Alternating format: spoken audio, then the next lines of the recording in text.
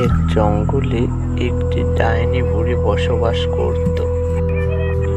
ডাইনি বুড়িটি প্রতিদিন জঙ্গল থেকে গ্রামের দিকে যাইত।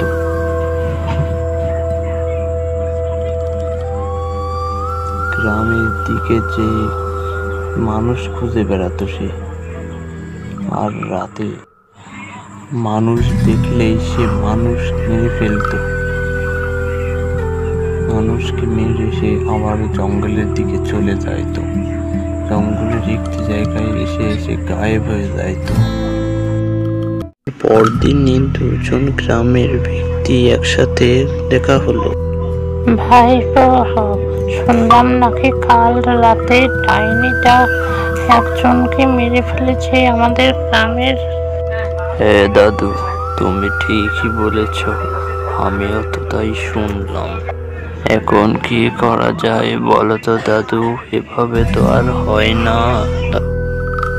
তুই কোনো চিন্তা করিস না ভাইপো, আমি একটা তান্ত্রিকের কাছে যাচ্ছি, ও সব ঠিক করে দিবে।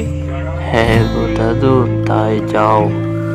কি আর করার বলো তো, আমাদের গ্রামটাকে তো রক্ষা করতে হবে ওই ডাইনি বুড়ির কাছ থেকে। এই বলে দাদুটি চলে গেল তান্ত্রিকের কাছে। তান্ত্রিকটি মন্ত্র পড়ছিল, আর তখনই বুড়োটি আসে তান্ত্রিকের কাছে।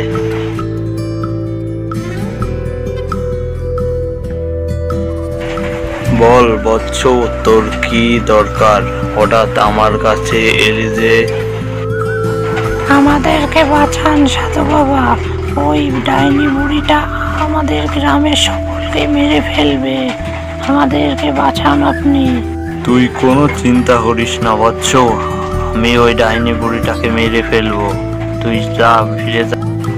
আচ্ছা বাবা, আমি বরং আসি আজ।